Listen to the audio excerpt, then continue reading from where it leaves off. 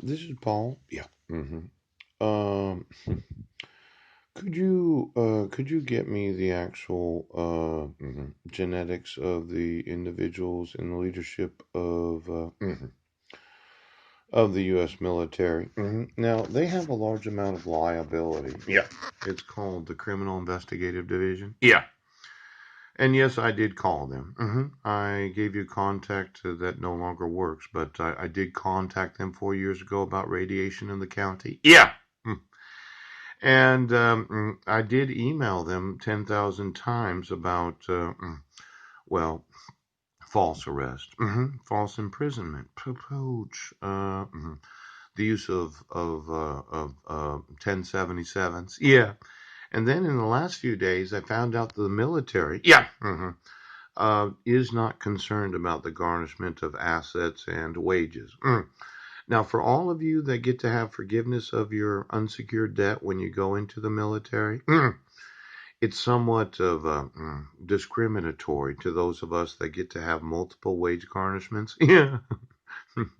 Now, you've been passing laws so that when you go into the military, yeah, you don't have any legal obligation to pay for any debt that has been charged off. Yeah. Sold to a debt collection company. Yeah. Even possibly a wage garnishment from a superior court. Yeah. Now, let's say I really wanted to screw over the U.S. Department of Defense. Yeah. For passing a laws. You know, could you get me all the garnishments? Yes. Of every new recruit in the U.S. military for the last 5 years. Yes. And all the charge offs on their actual credit reports. Yeah. Now, the credit card industry obviously is not self policing. Yeah. They're selling the debt of consumers that are not in the military. Yes.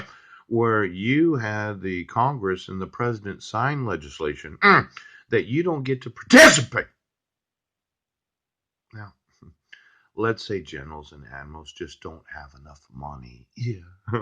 And I say, well, I'm suing you for passing a law that makes garnishment, yeah, next to non existent for enlisting in the U.S. military. And making it an obligation that consumer credit companies, yeah, even if they charged it off, yeah, they can't collect it once you're in the military. Now, if the Department of Defense, yeah, right now, would get a copy of the recently passed legislation, I am confident that I can sue the Department of Defense